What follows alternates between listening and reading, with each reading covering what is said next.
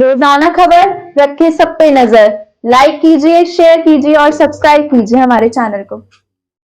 सारण सहित कई अन्य जिलों में चुनाव जैसे जैसे नजदीक होते आ रहे हैं, वैसे वैसे चुनाव प्रचार अंतिम चरण में अंधाधुंध तरीके से विभिन्न राजनीतिक दलों के द्वारा किया जा रहा है।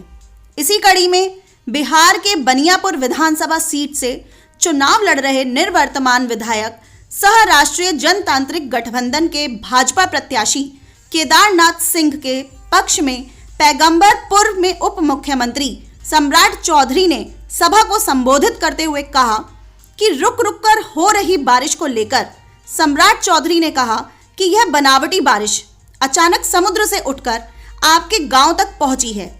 इसमें बहुत से किसानों के फसलों को नुकसान हुआ होगा। आप सभी को मैं आश्वस्त करता हूं कि जितने भी किसान भाइयों के फसल नष्ट हुए होंगे, उन सभी लोगों को बिहार की सरकार मुआवजा देने का काम करेगी।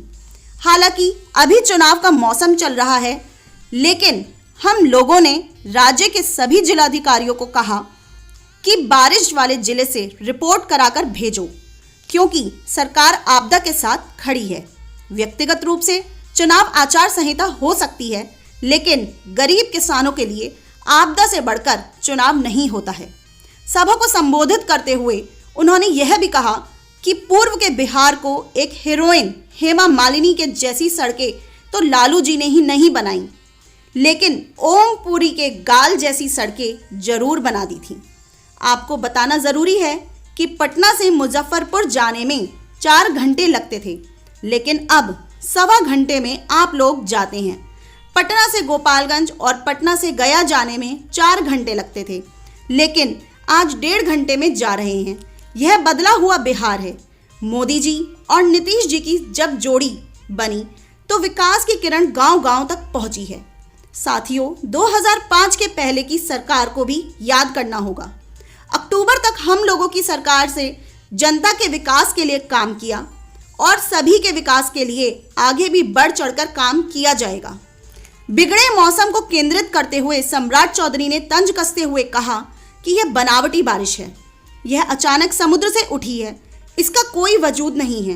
राजनीतिक गलियारों में इस आशय को विरोधी पार्टियों से जोड़कर देखा जा रहा है।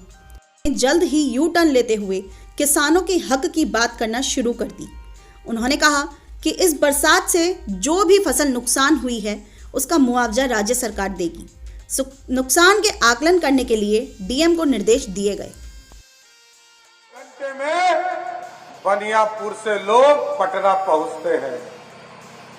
और याद करना साथियों, 2000 में लालू जी कहते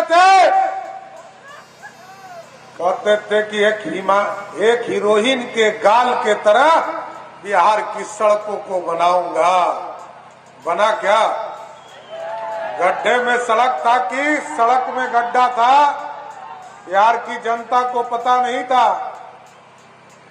हेमा मालिनी का गाल तो नहीं बना साथी, लेकिन ओम पुरी का गाल जरूर लालू जी ने बनाने का काम किया था। साथियों, आज विकास, एनडीए का मतलब है विकास। पटना से छपरा, क्योंकि साथी अभी और 2 जगह हमें जाना है और लगातार बारिश हो रहा है।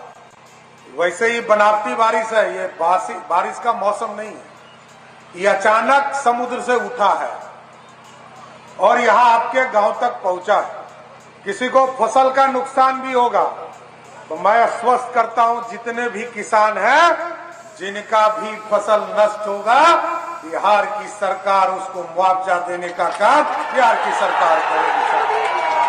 हम लोगों ने जिलाधिकारी को कहा रिपोर्ट बनाकर भेजो। सरकार आपदा के साथ खड़ी है। व्यक्तिगत चुनाव का आचार संहिता हो सकता है, लेकिन जब समाज को आचार संहिता और आपदा रहेगा तो जरूर विचार करेगा। इसलिए साथियों, फिर से आग्रह करूंगा, एक एक वोट कमल छाप के निशान पर दीजिएगा कि नहीं दीजिएगा? एक बार सब हाथ उठा के बोलिए, भारत माता की, भारत माता की। और आप लोग कहिए तो माला पहना दे केदार जी को। पक्का ना? आप लोग के भरोसा पे केदार जी को माला पहना रहे हैं, इनको जिताकर भेजिए और बनियापुर को मुख्य धारा में लाने का कीजिए। बहुत बहुत धन्यवाद।